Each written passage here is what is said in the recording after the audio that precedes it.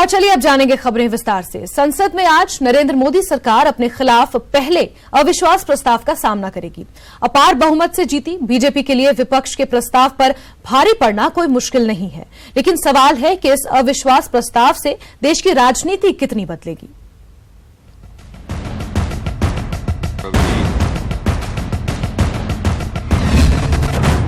दो 2019 के चुनाव से पहले महाभारत, अविश्वास के बहाने सियासी खेमेबाजी। क्या अविश्वास प्रस्ताव से बदलेगी देश की सियासी तस्वीर?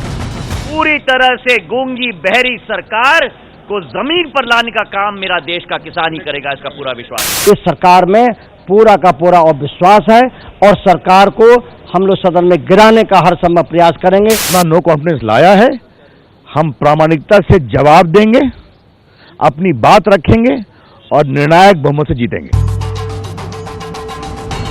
2014 में ऐतिहासिक जीत वाली नरेंद्र मोदी सरकार पहली बार संयुक्त विपक्ष का सामना कर रही है। हालांकि 2019 तक देश की जनता ने मोदी सरकार को शासन चलाने का आदेश दिया है, लेकिन विपक्ष अविश्वास प्रस्ताव के जरिए ये बताने की कोशिश कर रहा है कि देश की जनता का भरोसा अब इस सरकार में नहीं रहा। जनता का जो स्टैंड है, टीएमसी का स्टैंड कभी जनता के स्टैंड से अलग नहीं होता है। जनता का विश्वास ये सरकार खो बैठी है। प्रधानमंत्री ये बोलते बोलते शायद ये भूल जाते हैं 70 साल में 4 साल अपने वाले भी खुद वाले भी गिन जाते हैं। संविधान को खत्म करना चाहते हैं, जो आरक्षण को समाप्त करना चाहते हैं, उनको तो हम लोग जड़ से उखाड़ के फेंकेंगे गद्दी से। जो है एनडीए की ताकत और बढ़ेगी और जनता के बीच में जो है हमको अपनी बातों को ले जाने का मौका मिलेगा। आपको लोकसभा का गणित बताएंगे, ये भी बताएंगे कि आखिर अविश्वास प्रस्ताव को लेकर मोदी सरकार के मंत्री इतने विश्वास में क्यों हैं। लेकिन पहले ये जान लीजिए कि अविश्वास प्रस्ताव लाने वाले विपक्ष को इससे क्या हासिल होगा, और अगर मोदी सरकार इस अविश्वास प्रस्ताव को खारिज करने में सफल होती है तो इससे उसे क्या फायदा होगा। अविश्वास प्रस्ताव का समर्थन करने वाले विपक्ष को कश्मीर, बेरोजगारी, किसान और भीड़ तंत्र को लेकर संसद के अंदर सरकार को घेरने का मौका मिलेगा। 2014 में बिखरे विपक्ष को इस प्रस्ताव के सहारे मोदी के बरक्स एक महागठबंधन को आकार देने का मौका मिल सकता है। अब तक सवालों से बचती रही मोदी सरकार को सवालों का सामना और उसका जवाब देना जरूरी हो जाएगा। लेकिन अगर मोदी सरकार विपक्ष के अविश्वास प्रस्ताव पर भारी पड़ी तो इससे मोदी सरकार पर मजबूती की एक और मुहर लग जाएगी। साथ ही संसद चलाने का रास्ता साफ होगा, जरूरी बिल पास कराने का सरकार को मौका मिलेगा। साथ ही दिसंबर में होने वाले विधानसभा चुनाव में एनडीए को नैतिक समर्थन मिलेगा। अब आपको बताते हैं कि आखिर सरकार के खिलाफ लाए जाने वाले इस अविश्वास प्रस्ताव का समीकरण क्या कहता है। 544 सदस्यों वाली लोकसभा की मौजूदा स्थिति 534 सांसदों की है और बहुमत का आंकड़ा 268 का है। मोदी सरकार के खिलाफ अविश्वास प्रस्ताव का विरोध करने वालों में बीजेपी के 273 सांसदों के साथ एनडीए के 39 और एआईएडीएमके के 37 सांसद भी शामिल होंगे, यानी कुल 349 सांसद अविश्वास प्रस्ताव के खिलाफ वोट डालेंगे। जबकि अविश्वास प्रस्ताव के समर्थन में कांग्रेस के 48 सांसद, टीएमसी के 34, टीडीपी के 16 और बाकी छोटे दलों के 49 सांसद वोट डालेंगे। इस तरह से देखें तो प्रस्ताव के खिलाफ अनुमानित संख्या होगी 349 सांसदों की, जबकि प्रस्ताव के समर्थन में अनुमानित संख्या 147 सांसदों की रहेगी। वहीं अनिर्णय की स्थिति में करीब 38 सदस्य होंगे, जिनमें बीजेडी और टीआरएस प्रमुख होगी। लोकसभा की स्थिति और मौजूदा सियासी तस्वीर इस बात की तस्दीक कर रही है कि मोदी सरकार के खिलाफ विपक्ष का अविश्वास प्रस्ताव एक ख्याली पुलाव के अलावा कुछ और नहीं है। Bureau report, news 18 network. क्या मोदी सरकार के खिलाफ विपक्ष का अविश्वास प्रस्ताव इतिहास दोहराने जैसा है? ये सवाल इसलिए क्योंकि 2003 में तब की वाजपेयी सरकार के खिलाफ भी कांग्रेस अविश्वास प्रस्ताव लेकर आई थी, जिसके बाद 2004 में देश की सियासी तस्वीर बदल गई थी।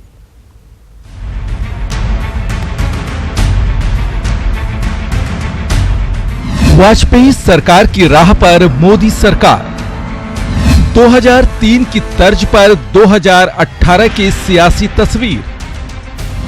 क्या विपक्ष दोहरा पाएगा 2003 वाला इतिहास?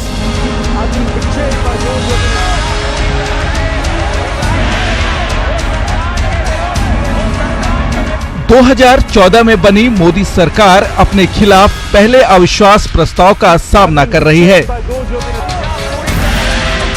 तो ऐसे में 1999 में बनी अटल बिहारी वाजपेयी सरकार के अविश्वास प्रस्ताव का वाकया अचानक सामने आ गया। हम आपको बताएंगे कि आखिर ये इतिहास हम क्यों बता रहे हैं, लेकिन पहले याद कीजिए 2003 की वो घटना। 2003 वही सत्र, वही संसद और उसी गठबंधन की सरकार।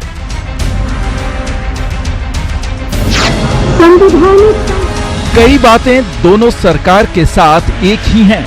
2003 में भी एनडीए सरकार के खिलाफ सोनिया गांधी की अगुवाई में यूपीए ने अविश्वास प्रस्ताव लाया था। ठीक उसी तरह जैसे 2018 में मोदी सरकार के खिलाफ एकजुट विपक्ष की अगुवाई भी सोनिया गांधी ही कर रही हैं।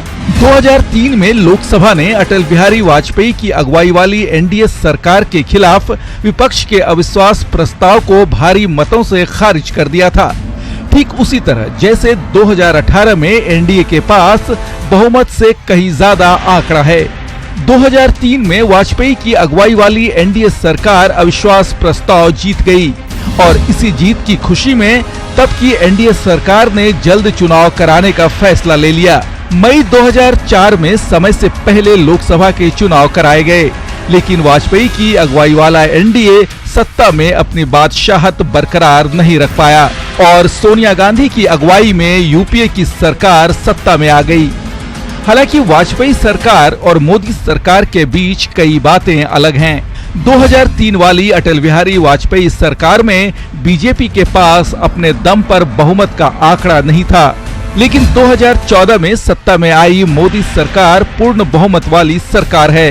फिर 2003 में कांग्रेस की छतरी तले विपक्ष एकजुट था, लेकिन 2018 का विपक्ष बिखरा हुआ और बेहद कमजोर है। खासकर नरेंद्र मोदी के खिलाफ विपक्ष के पास कोई सर्वमान्य चेहरा भी नहीं है। इतिहास खुद को दोहराए ये कोई जरूरी तो नहीं, लेकिन इससे भी कोई इनकार नहीं कर सकता कि सियासत अनिश्चितता का खेल है, जहां कभी भी और कुछ भी संभव है। Bureau report, news 18 network. Mob lynching पर केंद्र सरकार ने साफ कर दिया है कि इसे रोकने की जिम्मेदारी राज्य सरकारों की है। वहीं विपक्ष ने इस मुद्दे पर हंगामा किया और सदन से बाहर चले गए।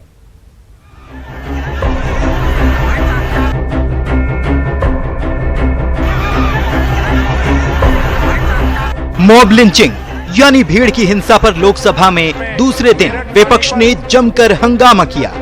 वहीं सरकार ने साफ कर दिया कि इसे रोकने की जिम्मेदारी राज्य सरकारों की है।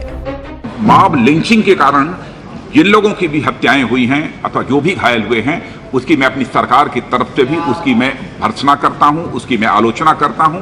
इस अप्रोच को मैं पूरी तरह से कंडेम करता हूं। राज्य सरकारों की यह जिम्मेदारी बनती है कि राज्य सरकार इस प्रकार की जो भी घटनाएं होती हैं उस पर जो है प्रभावी वह कार्रवाई करें। यह स्टेट सब्जेक्ट होने के बावजूद केंद्र सरकार इस पर चुप्पी साध कर नहीं बैठ सकती। यही नहीं, सरकार की ओर से जानकारी देते हुए गृह मंत्री ने कहा कि देश में भीड़ की हिंसा केंद्र सरकार के लिए गंभीर विषय है। भीड़ तंत्र के खिलाफ कार्रवाई की जिम्मेदारी राज्य सरकारों की है।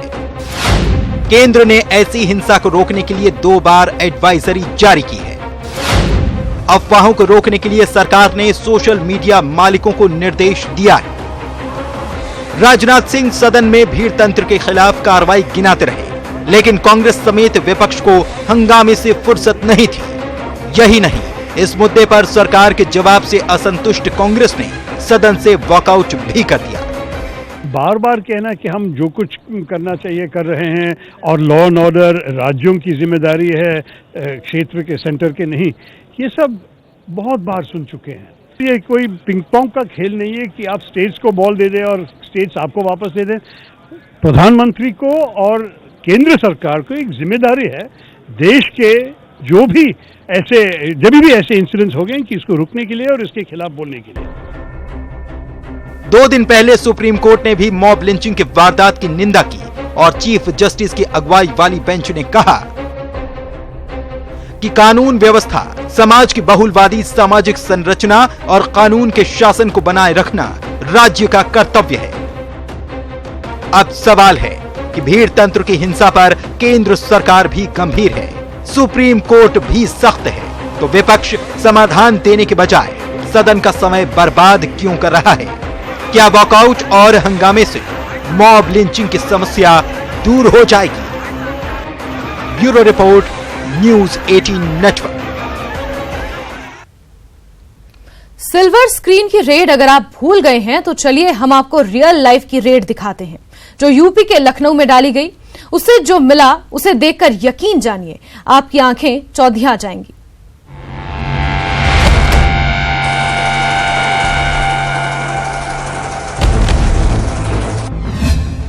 नोटबंदी अगर नासूर की तरह चुभी हो तो देख लें।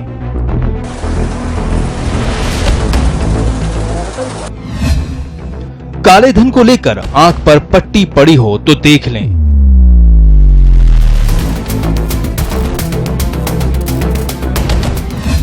गरीबी की वजह से अगर आज तक नहीं समझ पाए तो देख लें।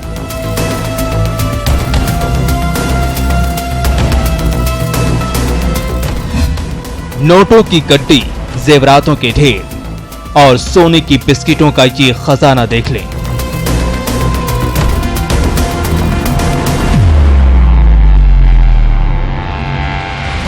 देश के टैक्स चोर, धन कुबेर दुश्मनों की करतूतें देख लें। इस सालिशान कोठी की दीवारों की चीर कर निकाली गई ये ब्लैक मनी देख लें।